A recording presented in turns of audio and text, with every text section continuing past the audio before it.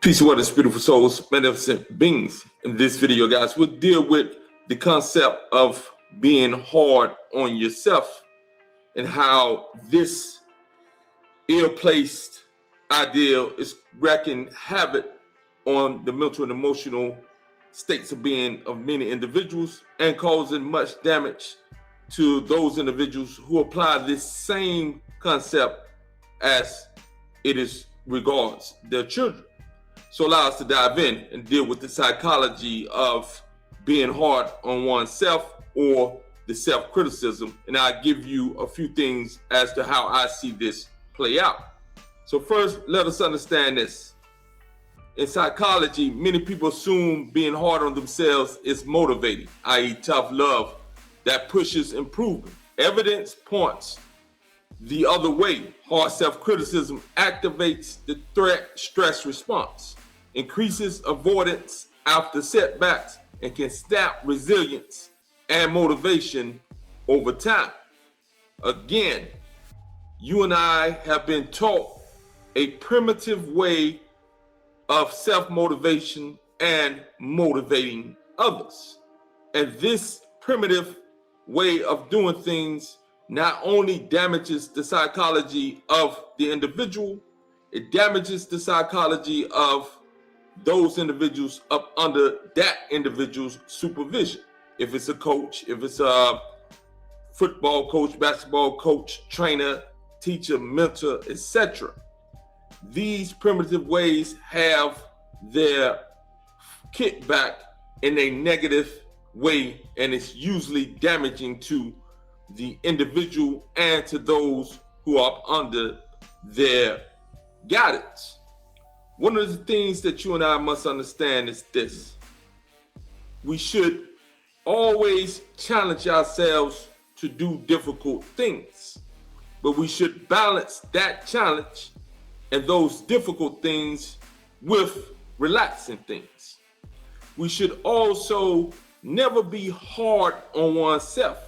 Hard on oneself equals being harsh to one's psychology.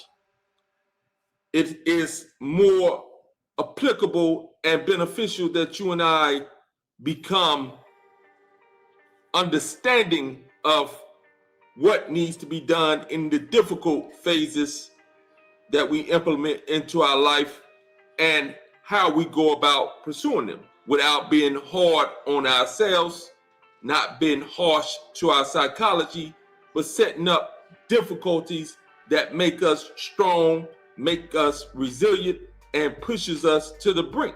This doesn't mean being hard on yourself. Your psychology is fragile.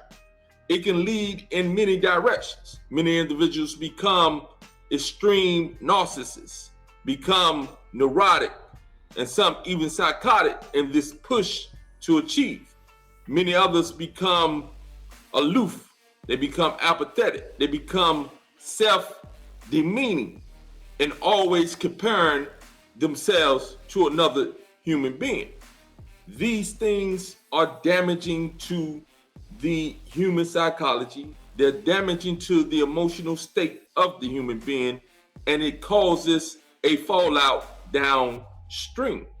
Again, there's a balance between challenging and cuddling when it comes to raising our kids or our grandkids.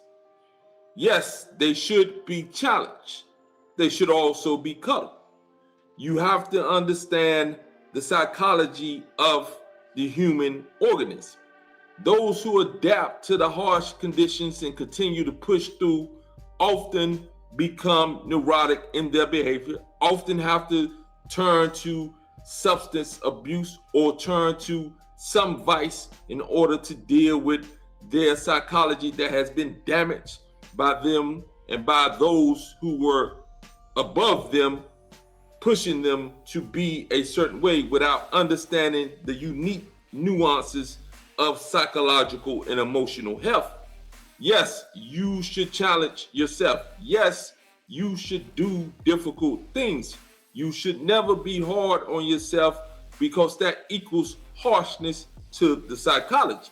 You must change the way you see things. Challenge yourself to do very difficult things and do those things. Whether you succeed or fail, there's no room for being harsh or hard on yourself in that sense, because it turns out to be a psychological damaging thing.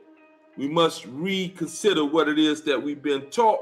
We must reconsider what has gotten us certain material advantages, certain financial advantages, but has cost us our mental, emotional, spiritual well-being. You and I, we must grow. We must become more mature in our approach to dealing with ourselves and dealing with the world that surrounds us. For High Level Coaching, hear me out. Peace.